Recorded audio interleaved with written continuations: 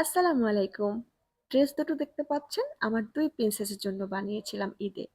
২ টা ড্রেসই সেম হলেও কিছুটা আলাদা এটার মধ্যে আছে। সেটা হচ্ছে নিচের যে অংশটা, সেটা কিন্তু আমি ইচ্ছে করে ডিজাইন করিনি। ভুলবশত বেলের কাপড় বের করতে গিয়ে আমি যে কাপড়টা ছিল নিচে সেটার মধ্যে কেটে ফেলেছিলাম। তো পরবর্তীতে আমি আলাদা কাপড় অ্যাডজাস্ট করে এটাকে ডিজাইন করে দিয়েছি। তো যাই হোক, ড্রেসটা মাশাআল্লাহ খুবই সুন্দর হয়েছে। আমার মেয়ে কিন্তু এখনো জানে না যে এটা আমি ভুলবশত কেটে দিয়েছিলাম। আর আমার চেনটা ম্যাচ হয়নি কালারের সাথে, যেহেতু আমার কাছে চেন ছিল না ম্যাচিং করে ঈদের টাইম আর যাওয়া হয়নি, তাই আমি অন্য একটা কালারে দিয়ে দিয়েছি।